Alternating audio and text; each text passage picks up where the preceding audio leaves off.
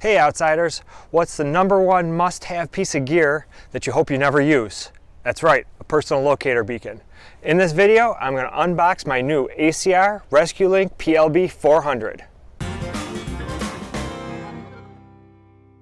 I'm excited to show you guys my latest purchase. It's the new ACR ResQlink PLB 400 Personal Locator Beacon.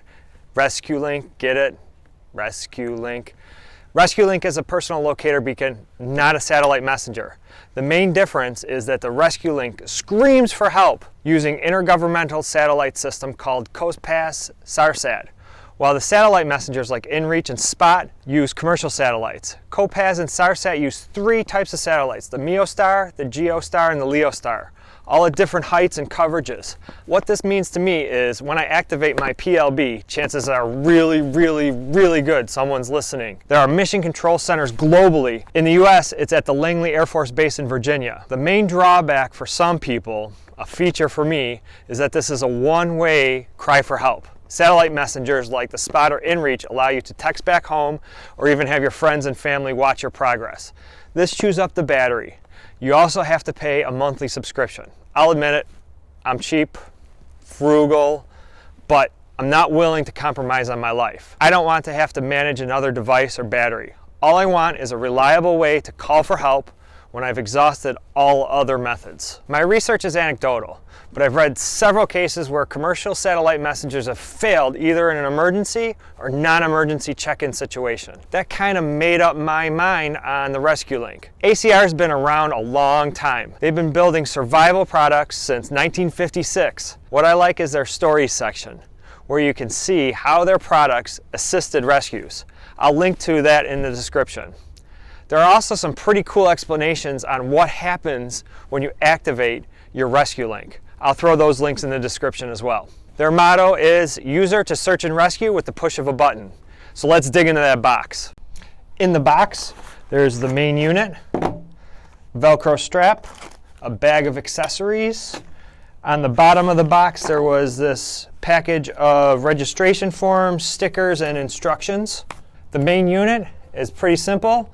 It's smaller and lighter compared to their previous model, the ResQlink Plus. This guy weighs 148 grams, 5 grams less than the previous model. It's a pretty simple device. It has this pop-out antenna, which covers up the activation button. There's a test button, a strobe light, and an LED status light. In the accessories bag, there was a belt clip and also a oral inflation tube clip for emergency PFDs. Also a Velcro strap to secure it to a piece of gear. And that's pretty much it in the box. The unit is waterproof down to 5 meters for 1 hour or 10 meters for 10 minutes. The battery life is 5 years, and you'll need to replace it after 5 years or after emergency use, whichever comes first. So it's guaranteed to work. The downside is battery replacement can only be done by a certified technician, and it costs about $100. ACR wants to guarantee it works when you need it. You can perform 60 self-tests and 20 GPS tests. That works out to be a self-test every month and a GPS test every 3 months. The reason for these limits is ACR wants to guarantee it works in the field when you need it.